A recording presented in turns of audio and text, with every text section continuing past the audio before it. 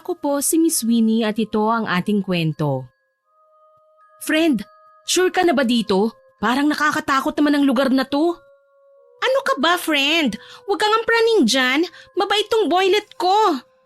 Yan din ang sinabi mo sa ibang mga naging lalaki mo, no? Tapos ano nangyari? Di ba wala rin? Pare-pareho lang naman sila. Ibahin mo to. Promise ko sa'yo, dito na tayo sasakses sa buhay. Ewan ko sa'yo, friend. Hindi na nagbago ang script mo dyan sa mga lalaking yan. Isa pa ha, sino bang matinong babae ang pupunta sa ganito kaliblib na lugar? Kahit nga yung tricycle driver na sinakyan natin hindi pumapasok dito. Ikaw lang ang bukod tanging babae. Grabe ka. Malawak kasi ang lupain niya dito banda, kaya medyo malayo sa mga chismosa. Diyos ko girl, iba talaga ang feeling ko sa lugar na to Wag na lang kaya tayo tumuloy. Ano ka ba naman, Angel? Super lapit na ng bahay niya. Oh, ayan na pala siya Mabilis na kinawayan ng babae ang lalaking papalapit sa kanila. Nakasakay ito sa kuliglig. Hindi makitang mabuti ni Angel ang muka ng bagong nobyo ng kanyang kaibigan dahil natatakpan ng salakot ang kanyang muka. Napakunot ang noo ng babae nang masilayan ito ng malapitan ng lalaking noon pa lamang niya nakita. Matanda na ang lalaki. Pwede na yung tawaging tatay o hindi kaya ay lolo nilang dalawa. Parehong nag-aaral ang dalawa ng kursong nursing.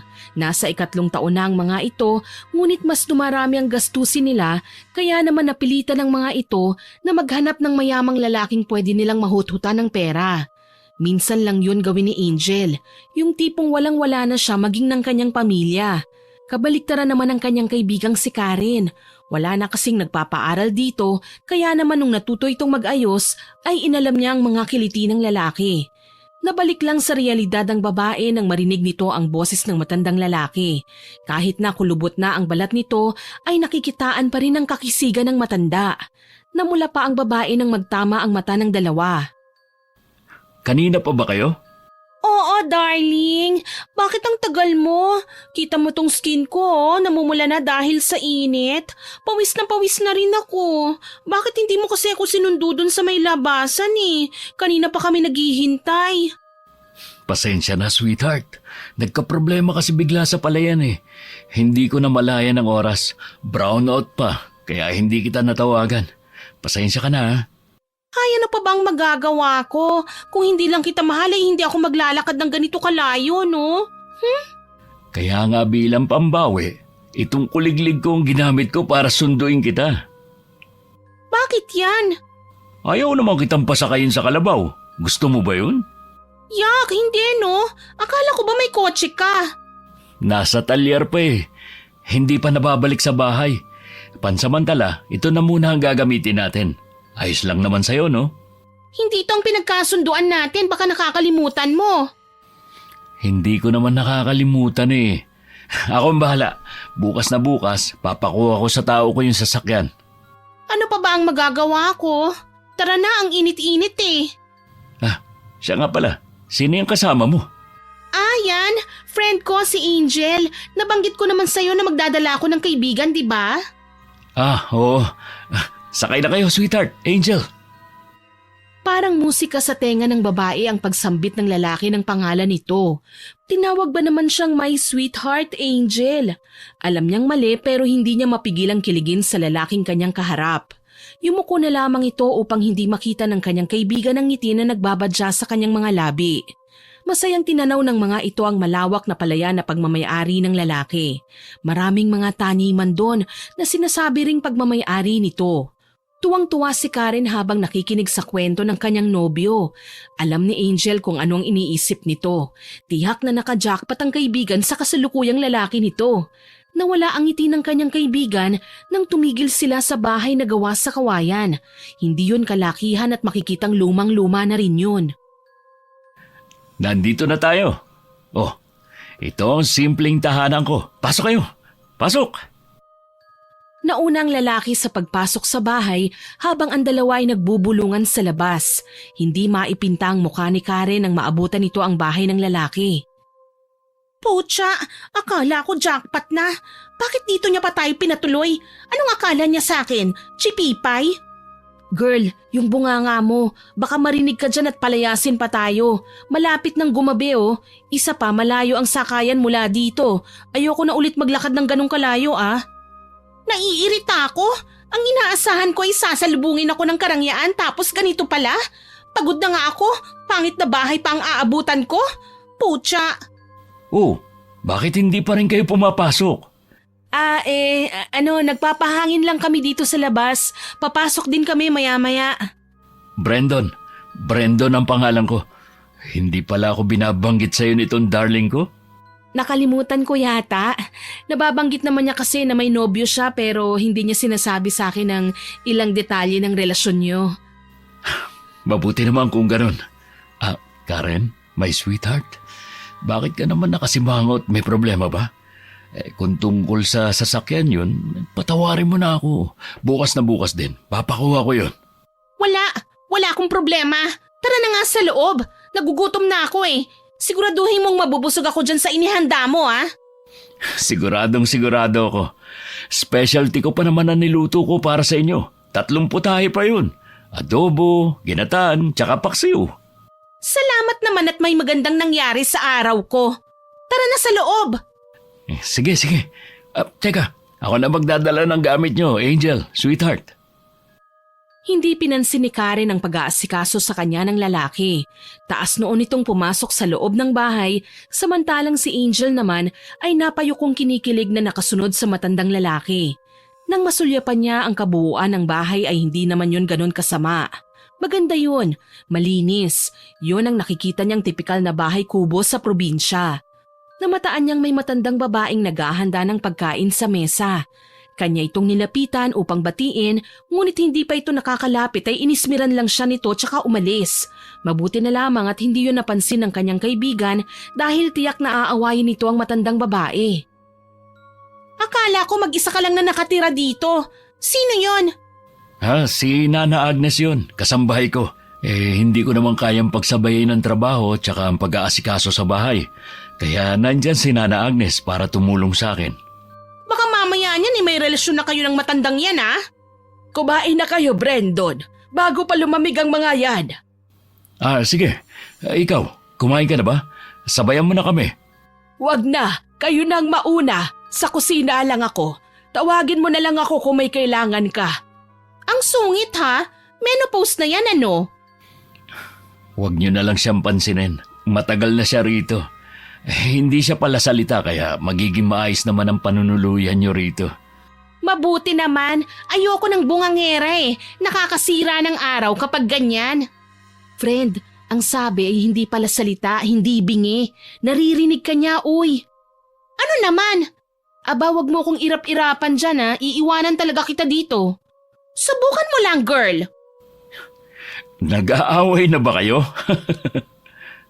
Ganito lang talaga kami mag-usap. Kapag kaming dalawa ang nag-aaway, hindi kami nagpapansinan. Ibang klase talaga kayong mga babae. Baka mamaya niyan ako naman ang ma-silent treatment nyo. Kung wala ka namang ginagawang hindi ko ikakatuwa, bakit naman ako magagalit sa'yo? Sa bagay, hindi naman ako pasaway. Alam mo yan, sweetheart. Napayuko na lamang si Angel nang magsubuan ng dalawang magkasintahan. Sa mga naging karelasyon ni Karen, hindi naman ganun ang epekto sa kanya ng paglalampungan sa kanyang harapan. Yun ang unang beses na nangyari sa kanya ang bagay na yun. Kailangan itong matigil kung anuman ang kalokohang kanyang nararamdaman dahil maling-mali ito. Kaibigan niya si Karen. Inabala na lamang ng babae ang kanyang sarili sa pagsasandok ng pagkain sa kanyang pinggan. Naramdaman pa nitong may nakatingin sa kanya. Agad nitong tinignan ang dako kung saan may nakatingin sa kanya. Muntik na itong mapasigaw nang magkatitigan sila ng matandang babae na sumilip mula sa kusina. Masarap ang luto mo ha? Paniguradong masisira ang diet ko nito. Yan ang natutunan ko nung una akong dumating dito. Actually, sila Agnes ang nagpakain sa akin yan. Nung nagustuhan ko, agad ako nagpaturo. Gusto mo rin bang matuto? Ay, hindi mo ako maaasahan sa mga gawaing bahay. Kayo ni Angel ang magkakasundo dyan. Siya ang mahilig magluto. Talaga ba? Ano ba ang paborito mong lutuin, Angel? Sinigang ang paborito kong kainin at lutuin. Pero sabi nila masarap ako magluto ng kare-kare. Gusto kong makatikim ng luto mo minsan. Mahilig din si Agnes magluto eh. Subukan niyo mag-usap. Marami kang matututunan sa kanya. Sige, susubukan ko. Mukhang marami naman kayong ingredients dito kaya hindi na ako mahihirapan. Friend, dahan-dahan ka sa pagkain baka lumobo ka bigla ah. Ang sarap kasi. Ikaw kaya dyan, tikman mo lahat ng ulam. Sobrang sarap nitong manok ko. Ngayon lang ako nakatikim ng ganitong luto. Manok? Hindi manok yan. Ano, baboy? Wag mo nga akong pinaglololo ko. Kung baboy ito, sana nag-Bicol Express ka na lang. Hindi yan baboy o manok. Palakayan. Ito naman, masyado mo naman akong pinapasaya sa compliment mo eh. Ano? Palaka? Paunahang tumakbo si Angel at Karen sa kusina upang iluwa ang kanilang kinain. Tinusok pa ni Karen ang kanyang lalamunan upang iluwa ang pagkain.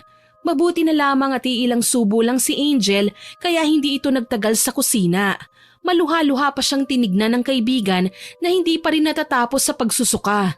Agad itong nilapitan ni Brandon tsaka hinimas-himas ang likod. Anong nangyari? Allergic ka ba sa palaka? Ano sa tingin mo? Sarap na sarap ka naman sa luto ko ah. May hindi ka ba nagustuhan? Yung palaka mismo, Brandon. Ano ka ba? Papakainin mo kami ng palaka sa buong pananatili namin dito? Matagal na kaming kumakain ng palaka. Wala naman nangyari sa amin ah. Ay pwes, ngayon ay may mangyayari sa'yo kapag puro palaka ang papakain mo sa amin. Hindi mo man lang kami sinabihan na palaka pala yan? Baka kung saan pa nang galing yan at kung ano pang kinain yan, edi namatay kami. Palakang bukid naman yan eh. Malinis yan. Nakakain. Anong tingin mo sa akin? Papatayin kita? Lalasunin? Darling, hindi ako ganyan. Nagtanong ka man lang sana kung kumakain kami niyan. Alam mo naman na hindi kami laking probinsya. Pasensya na kung ganon. Hindi na mauulit. Magluluto na lang ako ng ibang ulam. Pasensya na kayo kung hindi nyo nagustuhan ang putahe namin dito. Mas mabuti pa nga, Nana Agnes. Pakibilisan na lang at baka nagugutom na sila. Huwag ka mag-alala sa sobrang naluto mo. Ibibigay ko kay Luis ang iba bukas. Ang iba naman, kakainin ko. Saan ang kwarto namin? Hindi na ako kakain. Baka mamaya ay palaka o kung ano na naman ang makita niyong ipakain sa amin. Samahan ko na kayo sa mga kwarto nyo. Mabuti pa, magpahinga na muna kayo. Magkakatay na lang kami ng manok. Kailangan niyong kumain.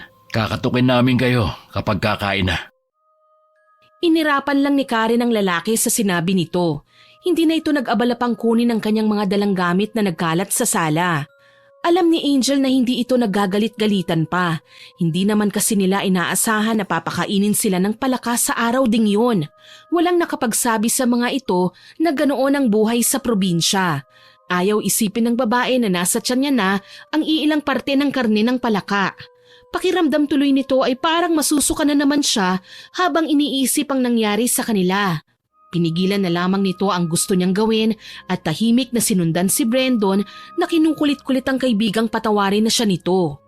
Dinala sila ng lalaki sa tig-isang kwarto na kaagad na pinasukan ni Karen. Hindi na siya hinarap nito maging ang lalaking kumukulit sa kanya. Pasensya ka na, Angel ha. Hindi ko sinasadya. Honest mistake yan. Sa tingin ko si Karen lang ang kailangan mong kausapin. Ayos lang ako, hindi naman ako nakakain ng marami. Palalamigin ko na muna siguro ang ulo niya. Ayoko naman dagdagan pa. Gayong hindi pa nga kayo nakakaisang oras sa bahay ko. Pasensya na talaga. Sige, magpahinga ka na muna dyan. Sige, maraming salamat. Nang makapasok ang dalaga ay inilibot nito ang kanyang paningin sa loob ng kwarto. Maliit lang yon, gawa sa kawayan ng lahat, pero ang ikinatuwa ng babae ay ang bintana na nakikita ang kabuuan ng palayan. Bilog na bilog ang buwan sa langit, kaya kitang-kita nito ang mga dahong sumasayaw sa ihip ng hangin. Narinig din nito ang tunog ng mga palaka sa palayan. Napangisi si Angel sa nangyari sa kanila. Kaya naman pala mahilig kumain ng mga tao roon ng palaka dahil napakarami nito sa palayan. Tahimik ang buong lugar. Tanging kalansing ng mga gamit sa kusina ang gumagawa ng ingay maliban sa natural na ingay ng paligid. Matapos mag-ayos ay lumabas ito ng kwarto upang kumustahin ang kaibigan. Kumatok muna ito ng dahan-dahan tsaka pumasok. Nakasubsob ito sa unan. Ang mga dala nitong gamit ay hindi pa nito naaayos. Friend, kamusta ka? Suko ka na kagad? Ayoko na dito. Ayokong kumain ng palaka habang buhay Baka hindi naman palaka ang lagi nilang kinakain dito. Konting tiis lang, hindi ba't ginusto mo to? Hindi ito ang inaasahan ko. Sa pagkakaalam ko mayaman siya, hindi ganito. Isang araw pa lang suko ka na? Paano ang tuition mo? Isang taon na lang igagraduate ka na. Paano na lang, friend? Maraming lalaking baliw sa akin, Angel. Hindi ako magtitiis dito. Subukan mo lang. Wala namang mawawala sa'yo Baka mag-iba ang ihip ng hangin. Kapag hindi ay tumakas na tayo.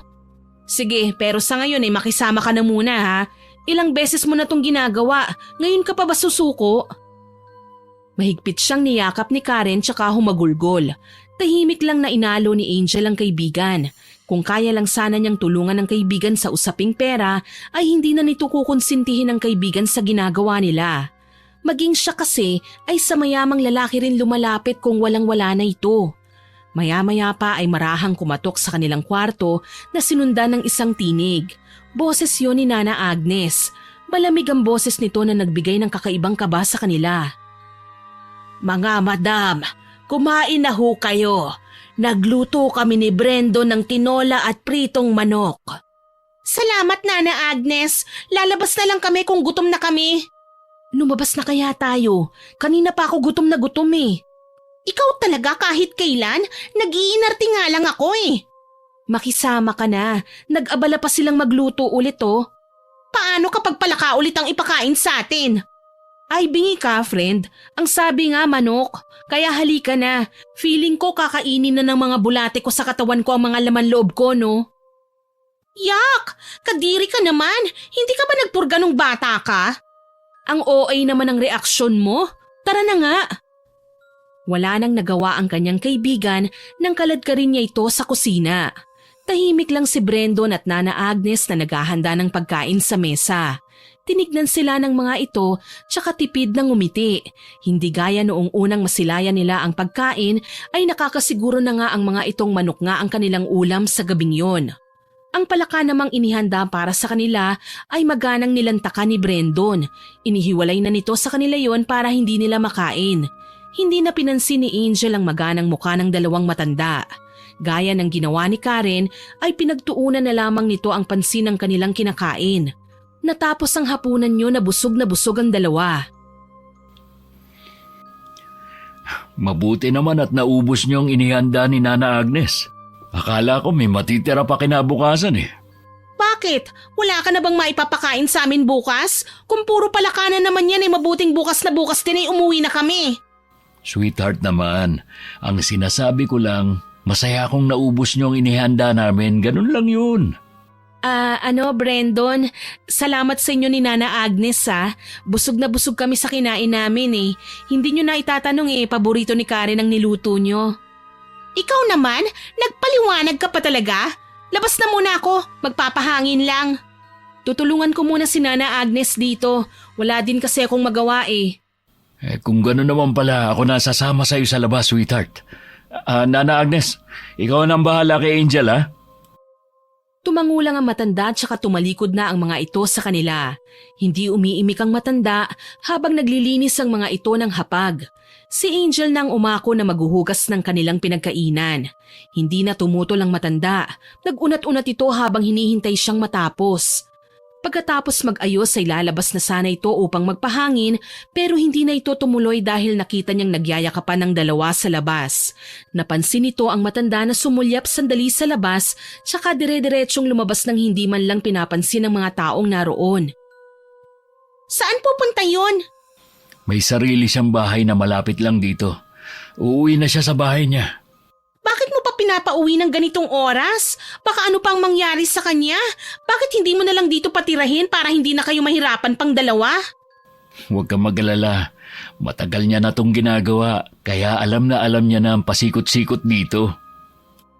Sinundan ng tingin ni Angel ang matandang tila ba naglaho na lang na parang bula sa dilim. Hindi na nito inabala pa ang sarili sa kanyang mga napansin ng gabing yun. Kinaumagahan ay nagising na lamang si Angel dahil sa ingay sa labas ng bahay. Boses yun ng lalaki na paulit-ulit na tumatawag sa pangalan ni Brandon. Bossing! Brandon! Nana Agnes! Yuhu! Ano nga din? Kanina ka pa sigaw na sigaw dyan. Bossing! Bossing! Mukhang napasarap ang tulog mo ah. Hindi kita nakita sa bukid kanina. May importanteng ginagawa lang. Sus! Kahit naabala ka pa, may oras ka pa rin pumunta sa bukid. Ito ang unang beses na hindi ka nakapunta dun ah. Gaano ba ka-importante yan? Lumabas si Angel sa kwarto. Naabutan niya ang kanyang kaibigan na nakabihis na at bagong ligo. Gaya ng kinaugalian na ni Karen, ay taas noo itong lumabas ng bahay. Inayos-ayos pa nito ang kanyang buhok, tsaka maharot na inaangkla nito ang kanyang kamay sa braso ni Brandon. Napailing na lamang si Angel sa ginawa ng kaibigan. Sinundan niya na lamang ito sa labas upang makisama sa mga taong naroon. Doon na nito nakitang mabuti ang pagmumukha ng lalaking kausap ng matanda.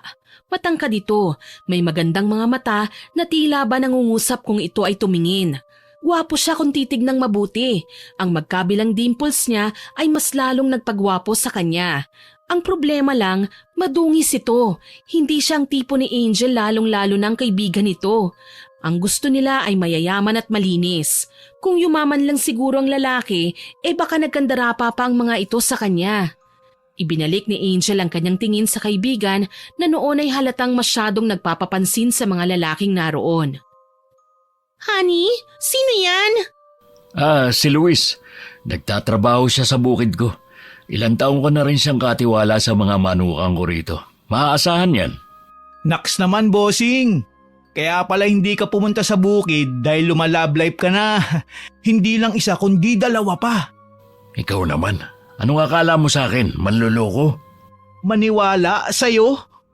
Siraulo ka talaga. Ito nga pala si Karen, nobya ko. Sweetheart, si Luis. Hello, nice to meet you. Nice to meet you din, madam. Galing pumili ni bossing ah. Aba, dapat lang. Siya nga pala, pang-ilan ako sa nadalang babae ng amo mo? Wala namang dinadalang kung sino yan dito. Ikaw ang bukod tanging nadala niya. Sa pagkakaalam ko ha. Apat, ano to Brandon? Si madam naman. Wala namang dinadala dito si bossing. Sus at pagtatakpan mo pa? Hindi ah. Wala naman talagang dinadala si bossing na kung sino dito. Maiba nga tayo. Sino tong kasama mo? Kapatid mo? Kaibigan ko si Angel. May nobyo na yan kaya huwag ka magkakamaling manligaw sa kanya. Naku, wala pa nga basag ka na agad, Luis. Hanip naman yung babae mo, bossing. Mapanakit. Nagsasabi lang ako ng totoo. Masyadong mataas ang standard niyang kaibigan ko, no? Gaano ba kataas? Nang masungkit ko naman. Halakhakan ng mga kalalakihan ang nangibabaw sa tahimik na umagang yon. Paunahan sa pag-irap ang dalawang babae na naroon dahil pagalingan ng mga lalaki ng kanilang mga hirit. Matapos magbiruan ay napagdesisyonan na lamang ng mga ito na magpunta sa palayan. Alam ni Angel na malawak na ang sakop ng mga lupain ni Brandon. Papasok pa lamang ng hasyendang yon ay nakikitaan na ng iba't ibang pananim ngunit hindi nito akalain na may ikalalaki pa pala yun. Swerte ang kanyang kaibigan ngunit tila hindi nito nagustuhan ang paglibot sa palayan ng mga oras na yon. Malapit na ba tayo sa sinasabi mong kubo? Ang layo-layo na ng nilakad natin. Ang lawak-lawak ng palayan. Napakainit eh. Malawak talaga tong palayan ko. Ilang ektarya din ang pagmamayari ng pamilya namin pero ayaw nila magtrabaho dito. Nakitaan ko ng potensyal ang lupa. Kaya naman, yung ilang lupain na pagmamayari ng ibang magsasaka na malapit dito, binili ko na rin. Sayang din kasi at hindi naman nila tinataniman ang mga gulay o prutas. Ibang klase ka talaga, bossing. Kahit nga yung iilang magsasaka ay iniwan na ang lugar na ito dahil wala naman daw kwenta at pangit ang tubo ng mga tanim dito. Mali lang kasi ang paraan ng pagtatanim nila. May proseso kasi yan. Hindi naman lahat ay minamadali, hindi ba, darling? Nakikinig lang si Angel sa kwentuhan ng dalawang lalaki habang bagot na bagot naman ang kaibigan niya. Kung hindi pa ito nilingon ni Brandon ay hindi pa ito magkukunwaring hindi nayayamot. Narinig din kasi ng babae ang paminsan-minsang reklamo nito sa putik na halos dumihan na ang kanyang suot. Mukhang malayo ang nasa isip mo ah. Nagugutom ka na ba? Gusto mo kargahin kita? Ipagluluto kita ng paborito mo. Oo. Napairap na lamang si Angel nang marinig niya ang tanong na yon mula kay Brandon. Sa isip ni Angel ay hindi dapat ganun ang maging reaksyon niya, ngunit iba ang gustong iparating ng puso nito. May kukonting kirot at inggit itong nararamdaman. Habang naglalakad sa pilapil ng palayan ay bigla na lamang itong nakatapak ng malambot na bagay na gumagalaw. Nang tignan niya ito ay halos magtatalo nito sa katitili. Ay, palaka! Palaka! Ayoko ng palaka! Palaka, ilayo niyo sa akin yan! Sus, ang arte mo naman. Ang sarap niyan lalo na kung adobo sa gata. Eh di ikaw ang kumain. Walang nagbabawal sa'yo, no? Bakit ayaw mo sa palaka? Bakit gusto mo ng palaka? Dahil masarap to. O baka dahil kamukha mo sila? Kokak! Kokak! Dahil sa inis ay pinagtatampal ni Angel si Luis na nang-aasar sa kanya. Kahit gaano kalakas ang pagtampal nito sa kanya ay tinawanan lamang siya ng lalaki. Ganun ang naging tagpo sa araw na yon. Kung hindi lang siya tinawag ni Brandon upang utusan ay hindi ito titigil sa pang-aasar sa kanya. Mukhang nagkakamabutihan kayo ni Luisa. Yak, manahimik ka nga dyan. Yamot na yamot nga ako dun sa kanya eh. Walang tigil sa pangungulit. Diyan yan nagsisimula. Nakuha ka ba ni Miguel dahil dyan? Angel ang pangalan mo pero demonyo yung bunganga mo. Bakit Karen? Natatakot ka bang marinig ni Brandon at iwan ka niya bigla? Huwag mo akong simulan, Angel. Nagbibiro lang naman ako eh. Ikaw naman napakaseryoso mo. Kapag nagkaleche-leche ko dito dahil sa bunganga mo, dadalhin talaga kita sa kangkungan. Tinawanan lang nito si Karen na nakabusangot ang muka habang nagtitipa sa kanyang hawak na cellphone. Napaismid si Angel. Kung hindi ang bunganga niya ang magpapahama kay Karen, ay tiyak ang babae na mismo ang lalaglag sa kanyang sarili. Paniguradong kinakamusta nito ang nobyong si Miguel sa lungsod. Matagal-tagal nang magkasintahan si Karen at ang lalaki. Walang alam si Miguel sa ginagawa ng nobya. Ang alam lang nito ay magbabakasyon sila sa kamag-anak nila sa probinsya. Siyempre, kasabwat na si Angel sa panlulokong yon. Bakit ba kasi hindi mo nalang hiwalayan niyang si Miguel? Mayaman naman si Brendo, no? Kayang-kaya kanyang bilhin. Kahit gaano pa kayaman ang lalaking yon, kung hindi naman siya si Miguel ay wag na lang. Alam mo naman kung anong pinunta natin dito. Pwes ayusin mo ang kalokohang to, Karen. Alam kong diring-diri ka na sa lugar na ito pero paano naman ako, hindi ba? Ibang pinag-usapan natin kaya sana naman tubarin mo kung anong napagkasunduan. Naghahanap lang ako ng tamang tiyempo. Hindi ko naman mabibiglang hututan siya ng pera. Sasagot na sana si Karen nang mamataan niya ang dalawang lalaki na kumakaway sa kanila habang naglalakad sa pilapil. Kasalukuyang nasa kubo kasi ang mga ito na nasa dulo ng palayan. May dalang basket ang dalawa. Paniguradong pagkain ng laman ng basket na yon dahil nag-request si Karen ng kakanin. Napatanong pa ito sa dalaga kung sino ang nagtitinda ng kakanin sa gitna ng palayan. Inirapan lang siya nito, ngunit ang dalawang lalaki na ang nagpresentang bibili. Matagal ba kayo naghintay? Ano sa tingin nyo? Ang sabi nyo 10 minuto lang nandito na kayo. 10 minuto ba ang sabi namin? Sa pagkakaalala ko kasi ay 10 minuto ang paglalakad namin dyan sa pilapil. Puro ka talaga salita. Bakit hindi ka nalang manahimik? Eh bakit mo ko inaaway? Bakit hindi ikaw ang pumunta dun para malaman mo na hindi madaling maghanap ng kakanin na gusto nyo? Oh, mag-aaway pa eh. Pagsaluhan na nga natin to. Masarap gumawa ng kakanin si Aling Mirna. Mabuti na lang at naabutan namin siya sa bahay nila. Nilalako kasi niya yung mga paninda niya eh. Maraming salamat, Brandon. Naabala pa namin kayo. Bakit kay Bossing ka lang nagpapasalamat? Isa din ako sa naghanap, no? Bakit ikaw ba ang bumili? Ako ang bumili, pero pera ni Bossing. Napakamot pa sa ulo nito ang lalaki, tsaka patawa-tawang kinuha ang supot ng kakanina na sa loob ng basket. Tinignan ni Angel ang walang imik nitong kaibigan. Napairap na lang siya sa kanyang isip nang hindi man lang nito pinansin si Brendo na nakatitig sa kanya.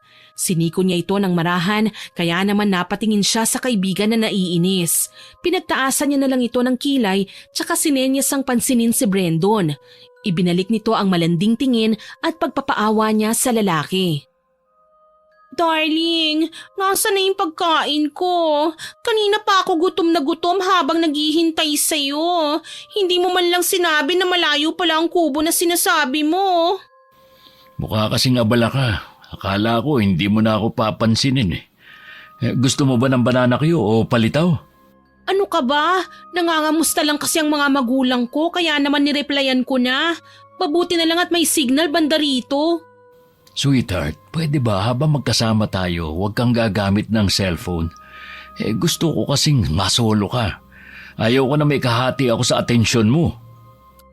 Kahit na abala sa pagkain si Angel, ay nasa dalawa pa rin ang pandinig nito. Kailangan niyang mapigilang magkamali ang kaibigan. Kung hindi magawa ni Karen ang makipaglandian sa lalaki, ay ito na ang gagawa. Kayang-kaya niya yun lalo na't alam niyang madaling matukso ang mga lalaki. Ang hirap naman buksan ito. Pwedeng patulong, Brendon? Ako na.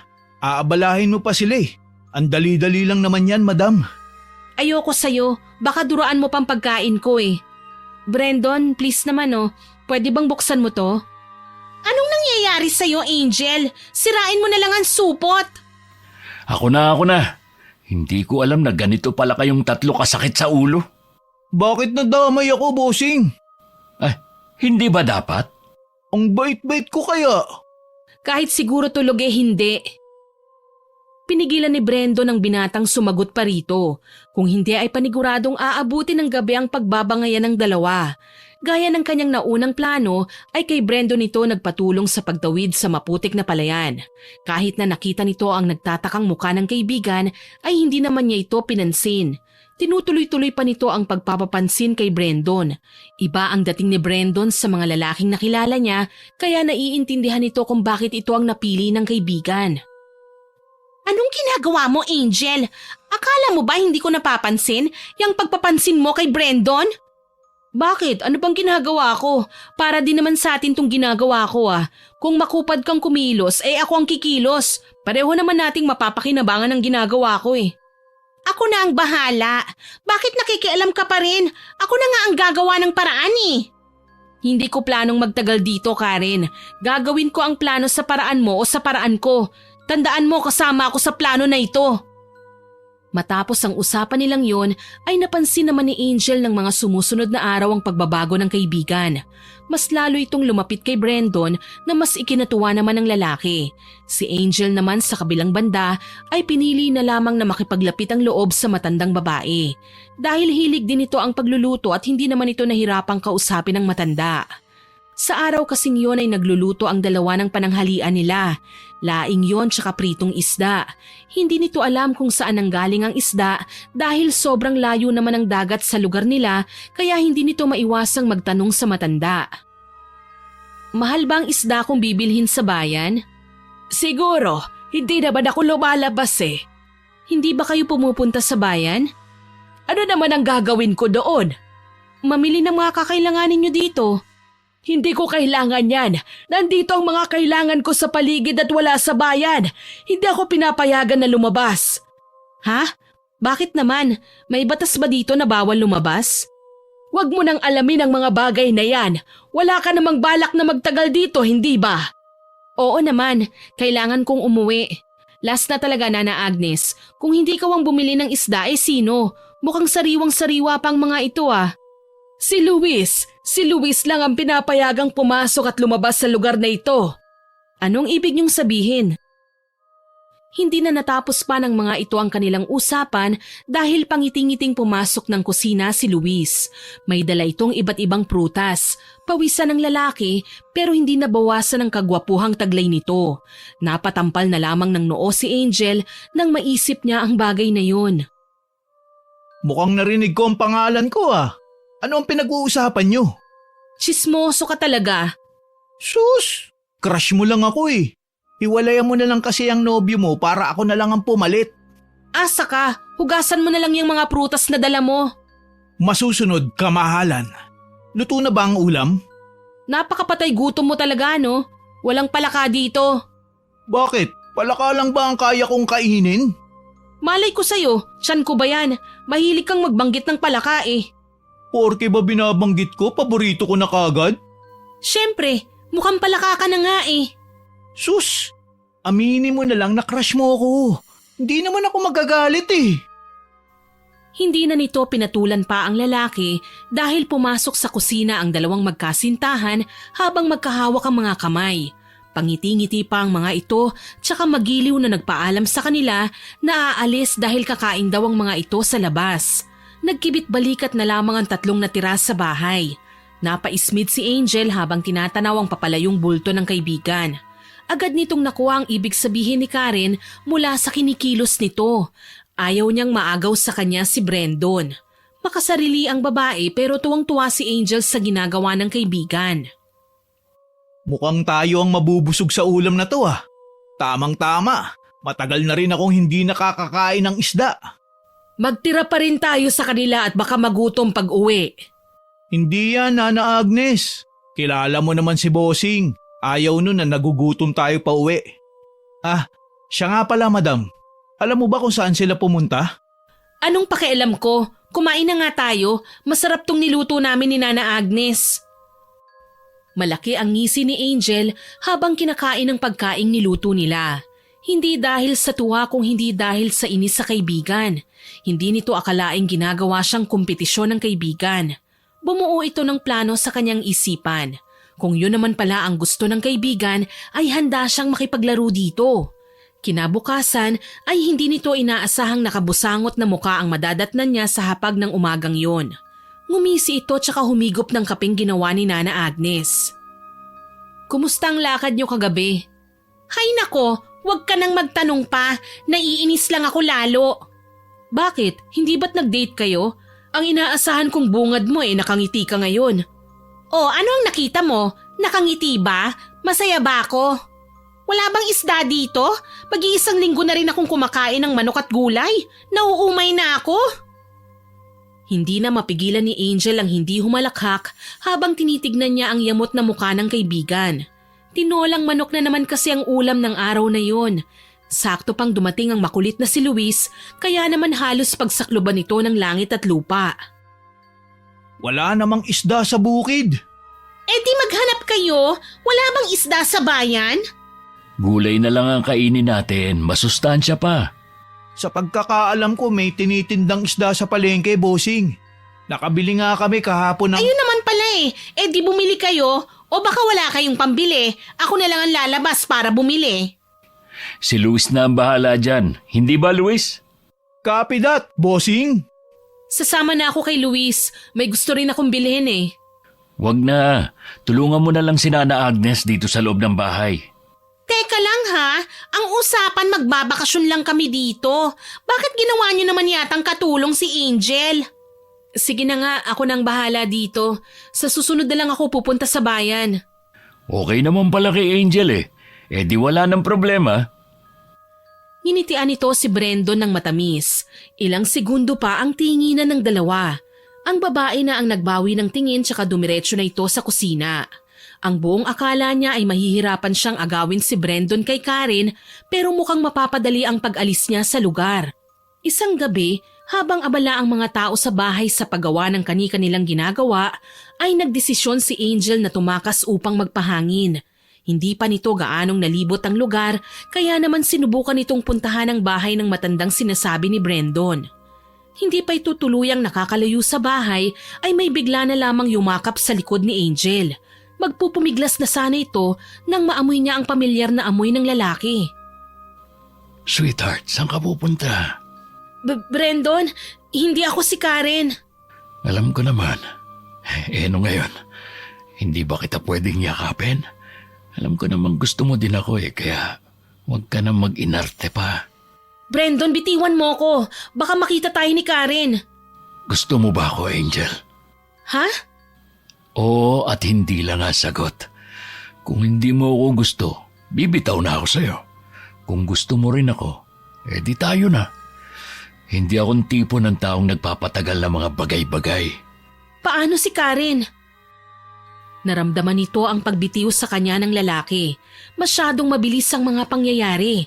Ang buong akala nito ay aayawan na siya ni Brandon. Pinaharap siya ng lalaki. Hinalikan siya nito sa noo, sa ilong at ang pinakahuli ay sa labi. Nanlaki ang kanyang mga mata sa ginawa nito. Hindi malalaman ni Karen kung hindi natin sasabihin. Kung gusto mo naman, handa akong hiwalayan siya. Magsabi ka lang. Huwag na muna, ayokong mabigla siya. Ibig sabihin tayo na? Paano pala ang nobyo mo sa lungsod? Wala akong nobyo, huwag kang mag-alala. Pero sabi ni Karen noon kay Luis meron daw. Hindi bale, hindi na mahalaga yun ngayon. Ang dapat natin pagtuunan ng pansin, yung tayo. Masaya akong akin ka na. Ako rin, Brandon. Ang akin lang sana wala akong kahati sa'yo. Mahal na mahal kita. Huwag kang mag-alala. Gagawa ako ng paraan para maging iyo ko ng buong buo. Ayokong mag-away kami ni Karen. Hindi pa ako handang malaman niya ang tungkol sa atin. Bumalik ka na sa kwarto niyo. Baka hinahanap ka na niya. Na magiging kwarto mo. Konting tiis na lang. Iyong-iyo na ako. Bago siya iwanan ni Brandon, ay nagtanim muna ito ng munting halik sa kanyang mga labi. Napakunot ng noo ang babae habang sinusundan ng tingin ng lalaki. Masyadong mabilis ang pangyayari. Hindi niya magawang maging masaya dahil nalilito pa rin ito sa mga nangyayari. Sa sobrang bilis ay mukhang mali. May nararamdaman itong kakaiba, ngunit pinagsawalang bahala na lamang ng babae ang lahat. Ang mahalaga ay kung ano ang napatunayan niya at naagaw niya. Masaya siyang bumalik sa bahay, ngunit hindi pa ito tuluyang nakakalapit ay sinalubong na siya ng matalim na tingin ng matandang babae. Galit na galit itong lumapit sa kanya. Palingon-lingon pa ito na para bang takot na takot siyang may makakita sa kanila. Habang may oras ka pa'y umalis ka na rito! Ano ang ibig mong sabihin? Umalis ka na! Ayoko! Bakit mo ba ako pinagsasabihan? Ano bang kailangan mo? Maling-mali na ngang pumunta kayo rito. Maling naging kasintahan ni Karen si Brandon. Tapos ngayon ay dadagdag ka pa sa pagkakamaling yun? Umalis ka na. Kung gusto mo pang makita ang mga mahal mo sa buhay ay umalis ka na. Naguguluhang tinignan ni Angel ang matandang may kakaibang kaba sa kanyang mga mata. Hindi maintindihan ng babae ang ikinagalit nito o kung nag-aalala ba ito para sa kanya. Sa palagay ng babae ay may alam itong hindi nila alam kaya ganun na lamang ang reaksyon niya. Magkahalong kaba at pagkasabik ang nararamdaman ni Angel. Gusto nitong malaman kung ano man ang misteryong bumabalot sa loob ng bahay na yon. Kinabukasan, maagang nagising ang babae. Hindi nito nakita ang kaibigan o maging si Brandon. Naiinis man ay pinagpasalamat na lamang ni Angel na naroon si Luis para kausapin siya. Himala at tahimik ang bahay ah. Nasaan sila? Hindi ko rin alam eh. Bakit ka nandito? Anong hanap mo? Wala. Si Bossing lang. May pinapagawa kasi siya sa akin ngayon pero kung wala naman siya dito, aalis na ako. Ayokong makipag-away sa'yo. Sandali lang. May gusto kong itanong sa'yo eh. Oo, single ako. Walang sabit. Ikaw lang ang laman ng puso't isip. Boom! Kilig! Ha? Hindi kita maintindihan. May iba nga tayo. Gaano katagal mo nang kakilala si Nana Agnes at Brandon? Ang random mo naman magtanong. Hindi mo pa pinansin ang banat ko ah. Sagutin mo na lang. Teka, mga ilang taon na rin kasi ko dito. Kaibigan kasi ng tatay ko si Bossing, kaya nakapagtrabaho ko rito. Sa pagkakaalam ko kay Nana Agnes, simula noon pa man ay dito na siya nakatira. So, nasa na mga magulang ni Brandon? Wala ba siyang mga kapatid? Bakit dito talaga siya nagtayo ng bahay? Ang layo-layo nito sa bayan eh. Hinay-hinay sa pagtatanong. Mukhang interesado ka sa buhay nila. Gusto ko lang malaman kung anong klaseng taong mapapangsawa ng kaibigan ko. Ayoko naman siyang mapunta sa maling tao, ano? Sa bagay may punto ka. Actually, wala naman akong alam talaga sa buhay ni Bossing eh. Ayokong makailam pero sa pagkakaalam ko, maganda na ang buhay nila sa lungsod. Mayaman, marami pang negosyo. Sa katunayan nga, doktor ang kapatid na babae ni Bossing. Bali, 3 silang magkakapatid. Pangalawa si Bossing. Yung panganay nila nasa ibang bansa na. May apo na nga yun eh.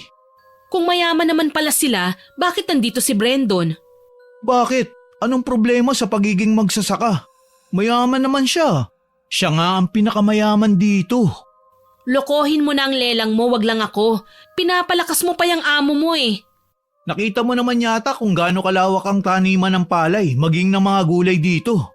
May mga manok panabong din siya na milyon din ang halaga. Mas tahimik dito sa bukid, kumikita ka. Nakakakain ka kahit walang perang nilalabas dahil maraming tanim dito sa paligid. Wala ba siyang bisyo, babae, sugal, pinagbabawal na gamot? Hindi ko naman obligasyon pang alamin ang mga bagay na yan eh. Nagtatrabaho lang ako sa bukid niya. Ang suplado mo naman, bakit hindi mo na lang kasi sagutin ang tanong ko eh? Kung ako na lang kasi sanang sagutin mo eh. Nandidiring tinignan ni Angel ang lalaki ng harap-harapan. Hindi niya kayang magpanggap pa sa lalaki. Wala na siyang kailangan pa rito, kaya naman malakas ang loob niyang tarayan ng lalaki. Nakarinig ang mga ito ng ingay mula sa kanilang likuran. Nang lingunin nila yon, ay agad nagtama ang mata ni Brandon at Angel. Kumunot pa ang noo ng lalaki na para bang hindi nito nagustuhan ang kanyang narinig ng mga sandaling yon. Kasama niya si Karen na nakaangkla pa sa kanyang braso. Mukhang seryoso usapan nyo. OMG! Kayo na ba? Bakit hindi mo sinabi kagad? Isyo ka ha, nag-uusap lang kami ng buhay dito sa bukid. Kaya nga, dapat nga itong si Karen ang makarinig nun eh. Dahil nagsasama na naman kayo ni Bossing. Bukid lang ba talaga ang pinag-uusapan nyo? Oo naman, Bossing. Ano ba dapat? Ewan ko. Baka nagliligawan na kayo dyan. Umami na kasi kayo. Tayo-tayo lang naman ang nandito eh. Ngumisi si Karen sa kanya. Alam na alam nitong nangaasar lang ang kaibigan niya dahil alam na nito ang pinaplano niyang pag-agaw kay Brandon. Ang hindi alam ng babae ay nakuha na niya ito nang hindi niya alam. Mabuti na lamang na mataan niya ang matandang katulong na maraming dala kaya agad niya itong nilapitan upang tulungan. Tulungan ko na po kayo dyan. Mukhang marami kayong lulutuin ah. Nakabili kami ng isda. May gulay din na nakuha sa taniman. Marami tayong lulutuin ngayon. Ano po ang gagawin ko dito sa isda? Hugasan mo tsaka kaliskisan. Magsisigang tayo. Ayos! Sinigang! My favorite! Tumulong ka din dyan. Hindi ka hari dito para pagsilbihan ano? Masusunod, mahal na Reyna. Hindi na pinansin pa ng babae ang kakaibang tingin na pinukol sa kanya ni Brandon. Kung ano man ang gusto nitong sabihin ay wala na siyang pakialam pa sa mga oras na yun. Hindi naman nagtagal ay natapos din naman nila kagad ang kanilang niluto dahil sa marami ang nagtulong-tulong para magluto. Maghuhugas na sana ito ng mga ginamit nila sa pagluluto nang hilahin siya bigla ng kaibigan tsaka binulungan. Mamaya na yan. Mag-usap muna tayo, dali. Ano naman ang pag-uusapan natin? Bakit madaling-madali ka? Siyempre ayokong may makarinig sa pag-uusapan natin. Dali na! Ano ba ang pag-uusapan natin? Hindi ba't sinabi kong 2 linggo lang tayo rito? Oo, bakit? May problema ba? Kung gusto mong maunang umuwi ay hindi kita pipigilan. Nalaman ko kasing sobrang yaman ni Brandon. Kailangang mapasa akin ang kayamanan niya. Kaya gagawin ko ang lahat para makuha ko yon. Akala ko ba huhututan mo lang siya ng pera para sa tuition fee mo? Palay nang lumalapit sa manok. Alam kong malaki na ang makukuha natin kung sakaling manghingi ako. Pero friend, pera na ito. Hindi pipitsuging lalaki ang nahanap ko. Ano? Anong masasabi mo? Sasamahan na lang kita dito. Baka mapano ka pa. Sana makuha mo kagad yan bago ang enrollment natin. Hindi mo yata ako naiintindihan eh. Ang sinasabi ko sa'yo ay pakakasalan ko na si Brandon. Pipikutin. Naririnig mo bang sinasabi mo? Oo, pinag-isipan kong mabuti ito. Bakit pa ako mag-aaral kung may handa namang buhayin ako, hindi ba? Teka, paano si Miguel? Yan nga ang dahilan kung bakit nagdesisyon akong magpabuntis na lang. Nakipag-break siya sa akin dahil may nakilala daw siyang babae o whatever. Kesa naman magpa-broken hearted ako, mas mabuting pagtuunan ko na lang ng pansin ng ginto, hindi ba? Baka naguguluhan ka lang. Huwag ka namang padalos-dalos. Alam ko ang ginagawa ko. Kaya ikaw, itigil mo na yung ginagawa mo kay Brandon. Nakikita kita. Alam kong inaakit mo siya. Tinignan niyang mabuti ang kaibigan kung nagbibiro ba ito. Ngunit ang seryosong mukha lang nito ang sumalubong sa tingin niya. Napabuntong hininga siya. Sa ilang araw na hindi sila gaanong nag-uusap ay parang bigla na lamang niyang hindi nakilala ang kaibigang ilang taon niya ring kasama. Hindi nakaalis sa kinatatayuan nito si Angel kahit na ilang minuto buhat nang iwan siya ng kaibigan sa kusina. Isang mahinang tapik ang nagpagising kay Angel. Dumadagundong ang lakas ng tibok ng puso nito nang dahil sa gulat. Habol niya ang kanyang hiningang napalingon sa tumapik sa kanya. Hindi pa rin ba kayo aalis sa lugar na ito? Bakit ba gustong-gusto mo kaming umalis, Nana? May nagawa ba kaming hindi mo nagustuhan? Bulag ka ba? Pinaglalaruan lang kayo. Pinaglalaruan, Nino. Nana Agnes, luto na ba ang ulam? Nagugutom na ako eh. Bukas na bukas ay umalis ka na kung ayaw ng kaibigan mo. Hindi ka dapat pang pumunta dito. Patapos na. Magsasandok na ako ng kanin, Brandon. Ibinalik ng matanda ang matalim na tingin nito sa kanya na para bang napakalaki ng kasalanang ginawa nito. Kung nagsabi lang sana ito sa kanya ng dahilan ay baka sumagi pa sa kanyang isipan na umalis na nga sa lugar na yun. Sa kasalukuyan kasi ay marami pa itong kailangang gawin. Isa na doon ay kung paano tuluyang makamkam ang buong yaman ng lalaking papalapit sa kanya. Anong pinag-uusapan niyo ni Nana Agnes kanina? Wala naman. Hindi naman mahalaga yun eh. Kumusta ang lakad niyo kanina? Bakit hindi mo sagutin ang tanong ko? Ano ang sinabi sa iyo ni Nana Agnes? Nagtanong lang ako sa kanya tungkol sa mga isda, kung saan niya nabibili, kasi hindi ko naman siya nakitang lumalabas ng hasyenda eh. Anong sinabi niya sa iyo? Wala siyang sinabi. Ayaw niya nga akong sagutin eh. O ikaw, ano naman ang nangyari sa inyo? Mukhang tuwang-tuwa si Karen ah. Naikwento ko lang sa kanya ang tungkol sa pamilya ko. Gusto kasi niya makita ang mga kamag-anak ko eh. Oh, bakit naman nalungkot ka? Ipapakilala naman kita sa kanila eh. Bibisita mga yun dito sa susunod na araw. Anong sasabihin mo? Kaibigan ng nobya mo o kabit mo mismo? Ang bunganga mo. Baka may makarinig sa'yo. Bakit, Brandon? Natatakot ka na bang malaman ni Karen? Nang hindi ito makasagot ay inismira na lamang siya ng dalaga. Hindi na ito nagulat pa kung malaman niyang mas pinili nito ang kaibigan kesa sa kanya. Ganun naman kasi palagi kaya naman kahit na alam na nito ang totoo ay may parte sa kanya na gustong angkinin si Brandon. Lumabas na lamang ito sa kusina papuntang balkonahin ng bahay kung saan naabutan niyang nag-uusap si Luis at Karen. Naniniwala ka ba sa barang? Barang? Ano yun? Hindi ko pa naririnig ang salitang yan. Yung parang may ginagawang orasyon sa'yo. Minsan makakaramdam ka ng pananakit ng katawan kahit wala ka namang ginagawa. Ibig sabihin may gustong manakit sa'yo. Naniniwala ba kayo sa mga ganyan? Anong petsa na? Wala nang ganyan. Turo sa akin ng lolo at lola ko sa tuhod, kung pakiramdam mo ay kinukulam ka, kumuha ka lang daw ng asin, tubig, kandila sa kaplanggana. Pagkatapos patakam mo lang daw ng kandila ang planggana na may tubig. Kung may larawan ka daw na makikita sa planggana, ibig sabihin ay kinukulam ka. Ang babaw naman ng explanation mo? At least alam mo nang gagawin kung sakaling barangin ka. Kung totoo man yan ay wala ka namang sinabing pangontra. Ay, girl, nandyan ka na pala. Kinakarir mo na ang pagiging katulong, ha? Kawawa naman kasi si Nana Agnes kung hahayaan ko lang siyang maglutong mag-isa. Kakain na. Sinundan nila ang tahimik na si Brandon. Noong nando na sila sa hapag ay napansin nitong may nakahanda ng pagkain. Maganang kumain ng mga ito dahil sa bagong lutong ulam. Tuwang-tuwa si Karen dahil sa loob ng ilang araw nila sa lugar na yon ay ngayon pa lamang sila makakakain ng isda. Naunang natapos kumain si Angel. Wala siya sa mood dahil sa sinabi ng lalaki sa kanya. Hindi niya maintindihan ang sarili kung bakit ganun na lamang ang pagnanais nitong manatili sa buhay ng lalaki. Pumunta ito sa hardin na hindi na gaanong naaalagaan. Nakahanap ito ng punong masisilungan. Ilang minuto siyang nakahiga doon. Tanging ang huni ng ibon ang kanyang narinig sa paligid. Napamulat ito ng mata nang marinig niya ang marahang boses. Wala itong narinig na mga yapak kaya nagulat itong may tao pala sa kanyang harapan. Pwede ba tayong mag-usap? Ang buong akala niyang pag-uusap lang ay napunta sa isang bagay na pagsisisihan niya ng lubos. Saksi ang mga bulaklak sa hardin sa matamis na kasalanang nagawa nilang dalawa.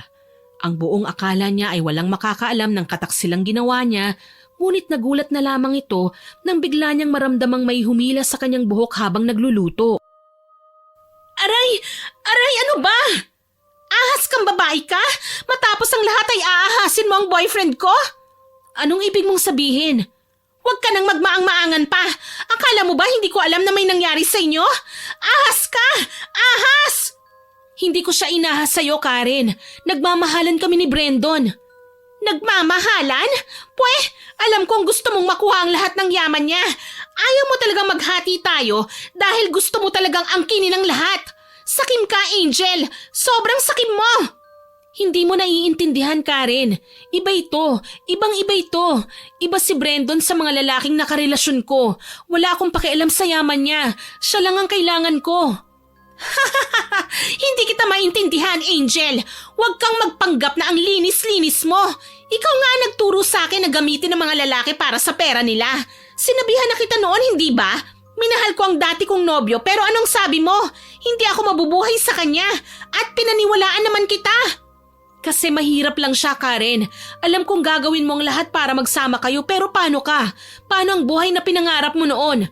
Walang-wala ka, Karen. Hindi kayo magtatagal ng lalaking yun. Kaya pala ngayon ay inaagaw mo kung ano ang akin. Dahil ano? Dahil mayaman si Brandon? Ahas ka talaga? Lahat ng meron ako ay para din sa'yo. Anong nangyari ngayon sa inyo ni Miguel? Pinaniwalaan mo ba ako noon nang sabihin ko sa'yong lolokohin ka lang ng lalaking yun? Labas na si Miguel sa kung ano ang meron tayo ngayon. Ang galing mo rin ano? Sinabihan na kita pero inahas mo pa rin? Napalunok si Angel ng laway dahil sa kakaibang kaba na kanyang naramdaman.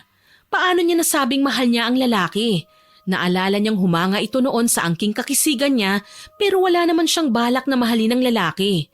Pera lang ang habol nila dito noon pa man. Hindi niya maintindihan kung bakit napunta sila sa punto na mag-aaway ang mga ito ng dahil sa isang lalaki. Yon ang unang beses na nangyari yon sa dinami-dami nilang nagawang kagaya ng bagay na yon. Hindi ito makasagot sa kanyang kaibigan. Tinitigan niya itong mabuti. Napakunot ang kanyang noo. Dumadagundong ang boses ng matandang babae nang sumigaw ito sa kanila. Tumigil na kayo! Walang silbi ang paghagawan nyo sa lalaki! Walang panalo! Pareho kayong talo! Wala akong pakialam sa kung ano man ang sasabihin ng matandang kagaya mo. Labas ka sa problema namin! Umalis ka nga! Nakakatuwa ano? Ganyan-ganyan din ang sinabi ng huling babaeng dinala niya rito. May tipo siya. Palaban kaya mas natutuwa siyang paglaruan kayo. Ako nga ang dapat na magpalaya sa inyo dito eh. Bakit? Sino ka ba? Ano ka ba sa buhay ni Brandon? Bakit? Sino ka ba? Katulong ka lang naman ah. Ako ang mahal niya. Nakakatuwa kayo pareho. Hindi kita maintindihan, Nana Agnes. Ang sinabi niya ay si Karen lang ang unang babaeng dinala niya rito. Yan ba ang sinabi niya sa'yo? Ay, oo nga pala. Naniwala ka naman. Naniwala naman kayo. Hindi ako manghuhula. Diretsuhin mo na nga ako. Bakit hindi mo tanungin si Brandon? Napangisi pa ang matandang babae bago niya iwan ang mga ito. Kinagabihan ay agad na kinumpronta ni Karen si Brandon na noon ay kararating lang galing sa bukid. Anong sinasabi ni Nana Agnes na hindi lang ako ang dinala mong babae rito? Ikaw naman, huwag ka nga nagpapapaniwala kay Agnes. Matanda na yun kung ano-ano na mga sinasabi. Baka nga may relasyon kayo eh. Ilang taon lang siya. Ilang taon lang ang agwat niyo kaya wag mo akong pinaglololoko. Sabihin mo sa akin ang totoo. May ibang babae ka ba? Malakas na nagdabog si Brandon at nagmumumura. Nabigla ang mga ito nang biglang nabasag ang basong hawak nito. Tinawag nito ang pangalan ni Nana Agnes tsaka lumabas ng bahay. Tahimik na sumunod ang matandang babae rito tsaka naglaho sila sa kawalan. Nang makaalis ang mga ito, pumasok na sila sa kani-kanilang kwarto na walang imikan. Kinabukasan, wala siyang nadatnang almusal maging ang matandang babae na abalang nag-aayos ng hapag. Si Angel na lamang ang nagkusang magluto ng kanilang almusal. Magandang umaga! Uy, bakit ang tahimik ng bahay? Nasaan si Nana Agnes? Malay ko, baka nagtana na yun. May asim pa pala si Nana Agnes? Ikaw ang mas nakakakilala sa kanya. Kayo ang matagal na magkasama eh. Hindi naman lumalabas ng bahay si Nana Agnes eh. Bakit ba hindi mo alam? Ang dami mong hindi alam sa lugar na to ah. Hindi ko naman buhay yan eh. Gaya ng sabi ko ay magsasaka lang ako rito. Akin lahat ng trabaho sa bukid. Sa tingin mo ba may oras pa ako mangialam sa buhay ng iba? Sinamantala ni Angel na walang tao sa bahay kaya naisipan niyang ayain ang lalaki papuntang bayan. Matagal na siyang hindi nakakalabas sa lugar. Sigurado naman itong hindi siya mapapagalitan kung sakaling malaman ni Brendon na lumabas ito. May alam ka ba na ilang impormasyon sa lugar na to? Paulit-ulit naman tayo, madam eh. Wala nga. Kung anong sinabi ko sa'yo ay yun na yun. Ano ba yan? Paano kung masamang tao na pala ang amo mo? Eh di pati ikaw nadamay dahil wala kang alam. Huwag ka nga mag-isip ng ganyan. Teka nga, sigurado ka na ba sa desisyon mo? Baka mahuli tayo ni Busing. Ayaw ko mawalan ng trabaho. Hindi ka naman tatanggalin yan sa trabaho dahil lang gusto kong lumabas ng bahay. Bakit ba ako ang kinakabahan sa paglabas mo? Ang praning mo naman, hindi naman tayo magtatagal eh. Isa pa, hindi ako preso, bakit naman ako pagbabawalang lumabas? Ikaw ba, hindi ka ba lumalabas sa malawak na lupaing ito? Bihira lang akong payagang lumabas kung may pinapagawa sa akin. Nagkibit balikat lang ang dalaga. Malayo ang nilakad ng mga ito. Hindi nila ginamit ang sasakyan ng lalaki dahil ayaw nilang mahuli kahit na wala naman silang ginagawang masama. Nang makalabas ng tuluyan ay doon na lamang siya nakahinga ng maluwag. Masaya itong nakakita ng ibang tao. Marami siyang pinuntahan kahit na limitado lang ang oras na binigay sa kanya ni Luis. Tuwang-tuwa ito habang papauwi ng bahay. Kung ano ang kanyang iniwan ay ganun rin ang kanyang naabutan. Wala si Nana Agnes, maging si Brendon. Ilang araw din naging ganun ang tagpo ng buhay niya. Madalang din kasing lumalabas si Karen sa kwarto nito. Isang araw, nagulat na lamang ito nang makita niya ang matandang babae na naghahanda ng kanilang pagkain. Nagtataka ito sa biglaang pagbago ng matanda. Anong nangyari sa'yo, Nana Agnes? Bakit nangayayat ka yata? Nagkasakit lang. Grabe, ang sakit ng ulo ko. Para akong naduduwal. Wag mong sabihing nabuntis ka. Bruha, hindi pa naman ako nakakaisang buwan dito. Imposible namang mabuntis ako. Hindi ka ba nakikinig nung nagtuturo tungkol dito? Imposible ka nang makalabas sa lugar na ito. May sinasabi ka, Nana Agnes? Ang sabi niya, hindi na raw tayo makakaalis sa lugar na to. Bakit nga ba hindi pa tayo payagan umalis ni Brendon? 2 linggo lang dapat tayo dito eh. Ewan ko ba sa taong yon? Ayaw na ayaw niyang umaalis ako sa lugar na to. Teka nga, bakit mo ba ako kinakausap? Friends ba tayo? Sorry na, ang gusto ko lang naman ngayon ay makaalis na sa lugar na to. Ikaw lang ba? Gusto ko na ring umalis. Pero kung buntis nga ako, tiyak na matutuwa si Brendon. Napalingon ang mga babaeng naroon nang makarinig sila ng malakas na pagbukas ng pinto kasunod ng pagkalaglag ng mga gamit. Buntis ka? Buntis ka! Sa wakas may tagapagmana na ako! Hindi pa ako handa maging nanay. Ayokong maging losyang. Nag-aaral pa ako. O bakit mo pa kailangan mag-aral? Nandito na lahat sa bukid. Hindi mo na kailangan pa magutom. Hindi lang naman pagkain ang mahalaga eh. Ayokong mabulok dito sa bukid. Ayokong pumangit. Naiintindihan mo ba ako? Anong gusto mo mangyari? Ang umalis na. Gusto kong magtapos ng pag-aaral. Hindi ako handang iluwal ang batang ito. Karen, kahit na anong mangyari, wag na wag mong ipalalaglag ang bata. Ako ang bahala sa pag-aaral mo. Akin ang bata. Bakit ba gustong-gusto mong magkaanak? Pwede namang ipalaglag to pagkatapos gumawa na lang ng bago. Mamili ka. Bubuhayin mo ang bata o aalis kang walang buhay sa lugar na ito? Pinagbabantaan mo ba ako? Hindi. Pinagsasabihan lang kita. Sa oras na may galawin ka sa katawan mo, nang hindi ko pinahihintulutan, alam mo na ang mangyayari. Nakaramdam ng kaba si Angel sa narinig nito mula kay Brandon. Alam nitong kay Karen niya sinabi yon, ngunit para na ring banta sa kanya ang sinabi nito. Doon na ito nagduda kung mali ba ang ginawa nila na pumunta nga sa lugar na yon. Ngumisi pa ang lalaki tsaka tinapik ang balikat ni Nana Agnes.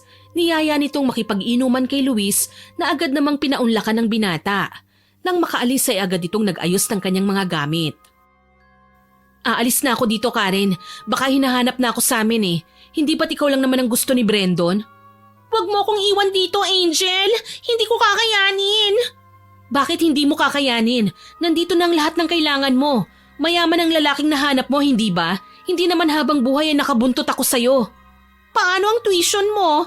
Ang perang pampagamot sa lolo mo? Paano yun? Ako na ang bahala doon. Hindi ko na gusto ang nangyayari dito. Putya, ang sakit ng tiyan ko. Baka dahil sa palaka? Che, nagbibiro ka pa. Halos manginig sa sakit si Angel. May kung anong puwersang pumipigil sa kanyang umalis sa lugar na yon. Hawak nito ang kanyang tiyan habang habol ang kanyang hininga. Napahawak ito sa mesa bilang suporta. Halos umikot na ang kanyang paningin dahil sa sakit. Hindi na nito pinansin ang lalaking lasing na pumasok mula sa kusina. Kung ano man ang ininom nito ay agad na nagpalasing sa kanya at wala na siyang pakialam. Ang gusto niya lang ay matapos na ang sakit na kanyang nararamdaman. Matagal ko na kayong sinabihan. Dapat noon pa lang ay umalis na kayo. Hindi na kayo makakaalis sa lugar na ito kahit kailan. Si Nana talaga nanakot pa. Kumuha ka na lang dyan ng langis. Baka may nakain na hindi maganda si Angel. Bukas pa naman yata ang alis nito at baka mapurnada pa. Mapupurnada talaga yan lalo na at pati siya ay nakuha na rin ni Brandon. Naku, Nana Agnes, matanda ka na talaga. Pati mga ganyan ay sinasabi mo pa. Anong mangyayari sa akin, Nana Agnes? Ayoko na rito. Ayoko na. Natatakot na ako. Dapat naisip mo na yan noon bago ka magpagalaw kay Brandon. Nana, hindi siya si Karen. Ibang nobya ni Bossing. Alam ko ang sinasabi ko, Luis. Bakit hindi mo tanungin si Angel? Sabihin mong nagsisinungaling lang si Nana Agnes, Angel. Sabihin mo. Isang beses lang nangyari yun. Hindi ko sinasadya. Anong hindi mo sinasadya? Bumukaka ka pero hindi mo sinasadya. Ano yun? Bakit ko ba kailangan magpaliwanag sa'yo? Sino ka ba? Tila ba natauhan ng lalaki dahil sa sinabi nito. Napatikim siya tsaka nag-aalalang tumingin sa matandang babae. May gusto itong sabihin pero hindi na niya tinuloy. Naluluha siyang napatingin sa kaibigan na maging ito ay hindi na rin alam ang gagawin. Kung totoong may laman nga ang tiyan niya ay pareho silang hindi makakalabas sa lugar na yon. Naiiyak siyang lumapit sa matanda. Ayoko nito, Nana Agnes! Ano ang gusto mong gawin? Ipalalaglag ko siya. May alam ka bang hilot dito? Anong klaseng tao ka? Ginusto mo yan pagkatapos ay tatakbuhan mo lang? Gawa siya mula sa isang kasalanan. Hindi na dapat pang mabuhay ang sanggol na ito. Mas masahol ka pa sa hayop, Angel. Sabihin mo na ang gusto mong sabihin, pero hindi ko hahayaang mabuhay siya sa mundong ito. Mas pipiliin kong mabuhay na sinisingil ang konsensya kesa naman makita kong nahihirapan ang sanggol na ito. Pag-isipan mong mabuti, Angel. Kaya siyang buhayin ni Brandon. Naguguluhan ka lang. Galit. Pag-isipan mo yang mabuti. Kahit na anong pigil ni Luis ay buo na ang desisyon ng dalaga. Kailangan niyang maipalaglag ang bata sa lalong madaling panahon. Hanggat hindi yun alam ni Brandon ay makakaalis pa siya sa lugar na yun. Dahil sa pagpupumilit niya sa matandang babae ay wala na itong ginawa kundi ang sumuko. Tinanong pa nito kung gusto ni Karen na ipalaglag ngunit agad na tumanggi ang babae. Kung ano man ang rason ng kaibigan ay wala itong pakialam sa mga oras na yon. Kailangan niya munang iligtas ang kanyang sarili. Bilisan mo, Angel, habang wala pa si Brandon! Alam kong gusto mo akong tulungan, Nana Agnes. Ang ipinagtataka ko lang kung bakit parang noon pa man ay gusto mo na kaming umalis dito. Hindi basta-basta ang pinasok nyo. Madaling pumasok pero mahirap lumabas. Mamaya ko na ipapaliwanag sa'yo. Palingon-lingon pa ito sa paligid tsaka mahigpit na hinigit nito ang kamay ng dalaga. Dinala siya ng matandang babae sa isang hindi pamilyar na daan. Pumasok ito sa gubat, ngunit wala itong makitang daan. Sinabi ng matandang nakarating na sila ngunit walang makitang bahay o kubo ang babae. Masyadong madilim ang lugar na yon. Wala siya halos makita. Anong sinasabi mong nandito na tayo? Sumunod ka na lang. Huwag kang gagawa ng ingay. Maraming halamang natatabunan ng kanilang pinasukan. Namangha si Angel sa kanyang nakita. Hindi mahahalatang may daan doon dahil sa kapal ng halaman. Nang tuluyan na silang makapasok, ay doon lamang nito napansin na munting kubo ang kanilang pinasukan. Nagsindi ng kandila ang matanda, tsaka pinahiga ito sa isang lumang papag. Gamit ang mumunting liwanag ay mabilis ang kilos ng matanda. Hinugasan nitong maigi ang mga gunting at ibang parapernalya na naroon sa isang sulok. Nang matapos ito ay may iniabot sa kanyang tela na nirolyong maigi. Kahit na anong mangyari, wag na wag kang gagawa ng ingay. Aray, ayoko na. Hindi pa ako nagsisimula. Wag kang OA. Inumin mo itong nasa baso. Lason ba yan? Pampalaglag yan. Mapait nga lang pero pwede na. Dapat ay 1 linggo mo pang iinumin yan pero dahil nagmamadali ka, ay tinaasan ko na ang gamot na pinatak ko dyan. Sa tingin ko naman ay dugo pa lang ang nasa sinapupunan mo, kaya madali pa yang makukuha. Yan yata ang pinakamahaba mong sinabi, Nana Agnes. Nagsasalita ka naman pala eh. Wala na tayong oras. Bilisan mo na. Ubusin mo na yung iniinom mo. Pikit matang nilagok ni Angel ang basong may gamot. Sa sobrang pait nun ay halos masuka na ito. Kung hindi lang siya inaalalayan ng matanda sa pag-inom, ay baka naisukan na niya ang lahat ng yun. Nakaramdam siya ng paghihilab ng tiyan. Tatayo na sana ito upang magsuka, ngunit pinahiga siya ng matanda. Tiisin mo ang sakit. 1 beses lang mangyari ito kaya lakasan mo ang loob mo. Kung inaakala niyong tagapagmana ng mga ari-arian niya ang habol sa inyo ni Brandon, doon kayo nagkakamali. Hindi kayo naka-jackpot. Si Brandon ang naka-jackpot sa inyo. Bakit gustong-gusto niyang magkaanak?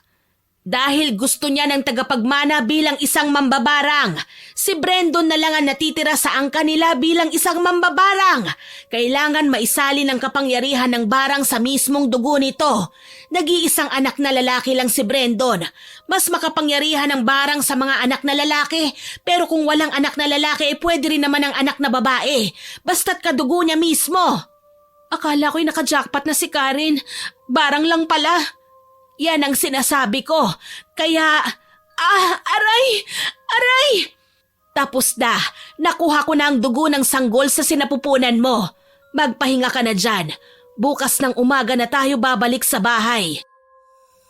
Dahil sa sakit ay hindi na namalaya ni Angel na nakatulog na pala siya.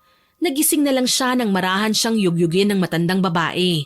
Nang bumangon siya ay pakiramdam niyang nakalutang siya sa hangin. May ibinigay sa kanya ang matandang babae, 1 inumin. Hindi gaya ng nagdaang gabi ay hindi na yon mapait.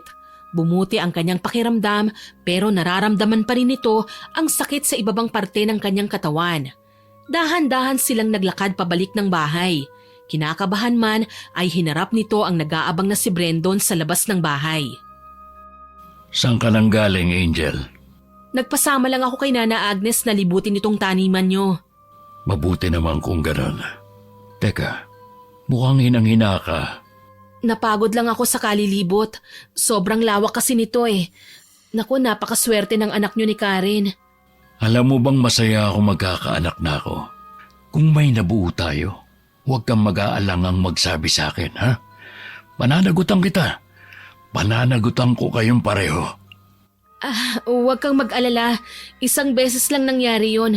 Alam kong walang mabubuo. Ganun ba? Sige. Teka, narinig ko kay Luis aalis ka na daw. Bakit? Kasi kasi hinahanap na ako sa amin. Mahigit 2 linggo na kasi. Pwede naman yata akong umalis, ano? Oo naman. Basta't nandito si Karen at ang magiging anak namin, walang problema. Tipid nitong nginitian ng lalaki tsaka pilit na naglakad papasok ng bahay. Nakakuha siya ng tiyempo. Napapayag na niyang lalaki. Kung nalaman siguro nitong magkakaanak din sila, ay paniguradong hindi siya makakaalis sa lugar na yon. Kinausap niya ang matandang babae na bukas din ay aalis na siya. Nagpatulong din siya kay Luis. Huli niyang kinausap ang kaibigang may pag-aalangan ng muka. Aalis na ako mamaya. Iiwan mo na talaga ako? Hindi na ba magbabago ang isip mo? Pasensya ka na, may naghihintay na pamilya sa akin eh. Anong nangyari sa'yo? May tagus ka. Gamitin mo na muna itong pasador ko. Salamat. Ubus na kasi ang napkin ko eh. Hindi ko na kayo nabilhan ng napkin. Hindi na rin naman kasi magagamit ni Karen yon. Hindi ba, sweetheart? Oo. Pwede bang iwan mo muna kami ni Angel? Mag-uusap lang kami. Oo naman, walang problema. Nang makaalis ang lalaki, ay doon na nagsimulang humagulgol si Angel. Niyakap niya ng mahigpit ang kaibigan. Babalikan niya ito kahit na ano ang mangyari. Babalikan kita. Pangako mo sa aking hinding-hindi mo sasabihin kay Brandon ang nangyari. Ayokong mapahamak ang buhay mo. Hindi ko rin alam kung anong gagawin niya sa akin kung sakaling malaman niyang nangyari sa anak niya. Hintayin mo ko rito. Itatakas kita. Hihintayin kita, Angel. Hindi na natulog pa si Angel ng gabing yon. Hinintay niyang dumating ang madaling araw tsaka umalis. Hinang-hina ang babaeng sumakay sa kotse. Gumising ang mga kasama nito sa bahay ng umaga ring yon upang tanawin siyang paalis. Nilapitan siya ng matanda at saka iniabot ang bag na may lamang gamit nito. Binulungan siya nitong dumiretso sa kaibigan niyang albularyo. Sinabi nitong nalaman ni Brandon ang ginawa nila, kaya naman hindi makakapayag ang lalaking makaalis siya ng lugar na yon ng buhay. Nagtaasan ng balahibo ng dalaga dahil sa takot. Mahigpit na ibinilin ng matanda na kahit na anong mangyari ay huwag itong magpapahalatang may nalaman. Kumaway pa ang mga ito sa kanya habang nakangiting tumatanaw sa balkonahin nito. Pilit ang ngiting ibinalik niya sa kanila. Nang mapaandar ni Luis ang sasakyan ay agad niya itong pinabilisan. Wala na bang ikabibilis pa ito, Luis? Bakit ba nagmamadali ka? Makakaalis ka naman ng boy sa lugar na ito eh. Sana nga ay mabuhay pa ako. Anong pinagsasabi mo? Pumunta tayo sa Sitio Yawan. May naghihintay sa akin doon. Kahit na nalilito ang lalaki, ay sinunod na lamang nito ang sinabi niya. Gaya ng sabi ng matandang babae, ay may sumundo sa kanyang isang may edad na lalaki. Hindi ito nagkakalayo sa edad ni Brandon. Tipid siya nitong tinanguhan tsaka kinuha ang mga gamit nito at inalalayan. Nagbili ng matandang lalaki kay Luis na sabihing nakatawid na ito. Pinagmasdang mabuti ni Angel ang lalaking tila naging sunod-sunuran sa matandang lalaki. Umalis itong tulala. Gabi na nang makarating si Angel sa tinutuluyan nito. Nabigla pa siya nang makita niyang naroon ang matandang babae. Inaapoy siya ng lagnat kaya hindi pa siya pwedeng umalis sa lugar na yon. Salamat sa tulong mo, Jose. Kumusta na ang pakiramdam mo, Angel? Inaapoy ako kanina ng lagnat, pero ngayon medyo maayos na rin ang pakiramdam ko, Nana Agnes. Normal yan sa mga nagpapalaglag. Sana lang ay hindi ka maimpeksyon sa mga ginamit ko para matanggal ang bata sa sinapupunan mo. Maging malakas ka, Angel. Kailangan mong maiuwi si Karen. Nana Agnes, anong ginagawa mo dito? Akala ko po ba hindi kayo nakakalabas ng bahay? Luis, akala ko ay... Akala mo ay makokontrol ako ni Mang Jose gaya ng pagkontrol niya sa ibang tauhan ni Brandon, hindi ba? Huwag po kayong mag-alala, Nana. Alam ko nangyayari sa loob ng bahay na yun. Tutulong ako sa inyo, lalong-lalo na sa'yo. Hindi na mahalaga pa ang bagay na yon. Matanda na ako. Wala akong mauuwian. Ang mahalaga ay ang 2 batang napadpad dito.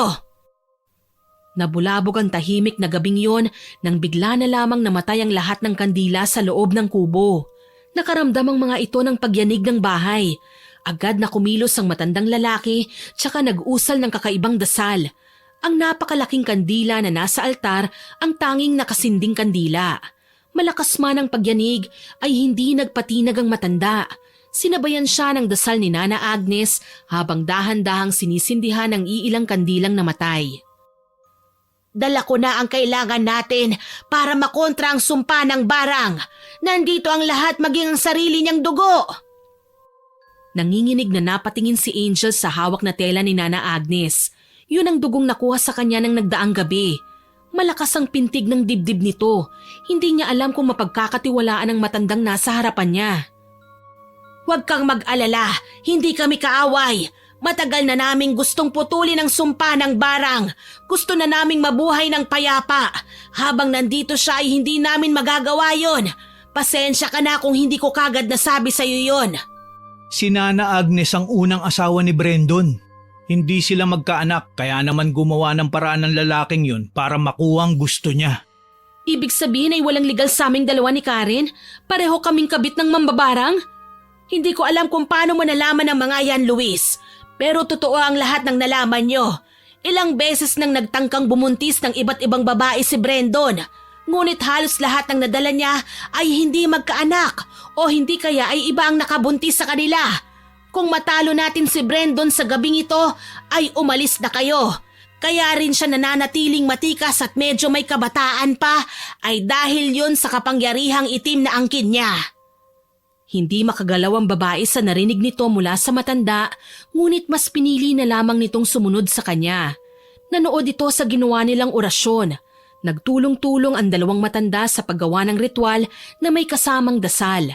Ilang sandali pa ay natahimik ang buong lugar. Agad nitong inutusan si Luis na sunduin si Karen sa bahay nila Brandon, dala ang anting-anting bilang proteksyon. Hindi nagtagal, nakabalik itong dala ang kaibigang naguguluhan. Anong nangyari kay Brandon? Bakit bigla na lang siyang nagmukhang matanda? Bakit bigla siyang natumba? Yun ang tunay na wangis niya. Sa bukang liwayway ay umalis na kayo. Tungkol sa anak na nasa sinapupunan mo, pwede mong ipalaglag siya rito o... Hindi ko siya ipalalaglag. Anak ko ito. Sige, ako na ang bahalang magpadala ng pera para dyan. Para sa lahat ng gagastusin. Ayokong manganib pa ang buhay niyo. Dumating ang bukang liwayway at nagsimula ng bumiyahe ang dalawa. Tahimik nilang binaybay ang kahabaan ng palayang minsang pagmamayari ni Brandon. Tinignan ni Angel ang kaibigang hawak ang kanyang tiyan. Kung naging matapang lang sana si Angel ay baka ganun din ang ginawa niya. Ngunit hindi pa ito handa sa responsibilidad. Tama nang samahan na lang niya ang kaibigan. Tama na ang pagkakamaling nagawa nila. Gamit ang pera at kayamanang binigay ni Nana Agnes ay nagsimula muli ang dalawa sa buhay na tinahak nila. Nagpatuloy sa pag-aaral si Angel samantalang nagdesisyon si Karen na alagaan ang anak habang nagnenegosyo. Marami silang natutunan at isa na dito ay ang huwag magsamantala ng lalaki at pag-interesa ng yaman na meron sila. Sana po ay nagustuhan niyo ang ibinahagi kong kwento. Ngayon naman, oras na para sa ating shoutout. Shoutout po kina Ma'am Alisa Suwalog, Mark Tana, Mary Jane Suwalog, Renz Lalien, Trisha Mariel Suwalog at JP Suwalog. Hello din po kina Ma'am Rizalina Angeles at sa mga anak niyang sina Aris, RR Ronron, Cedrix at Ardru. Kay Ma'am Maria Girly Piloton, kay Ma'am Grace Sementera na lagi pong nag-heart sa mga comment niya. Kay Ma'am Sara Sahorda, shoutout din po kay Sean Abanco at sa mga anak niyang sina Alwin, Denver at Sean Isaac at sa asawa niyang si Darwin Abanco. Kay Gemma Jane Gaugano at sa asawa niyang si Judine Garmay at sa anak niyang si James Skyler Garmay. Kay Ma'am Emma Bufete at kay Rhea at Jason Agor. Kay Ma'am Monet Rivera at kay Alvin Odiamar na avid listener daw po natin at pampatulog niyang stories natin. Pati na raw po ang malaanghel ko raw pong boses. Nako, salamat po sa papuri ninyo, ma'am. Kay Ma'am Natividad Toliba, sa mga pamilya Estanyol, De Guzman, Rayoso, Ambrosio, Morada, Garino at Kakalda. Hello po sa inyong lahat.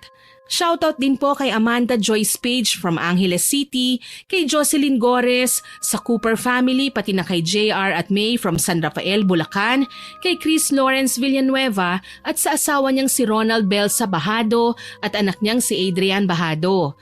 Kay Josil Oblad, kay Ma'am Rowena Melchor, kay Ma'am Jennifer Juan at kay Kuya Potsky na nag-congratulate po sa atin dahil na-reach na natin ang 50,000 subscribers.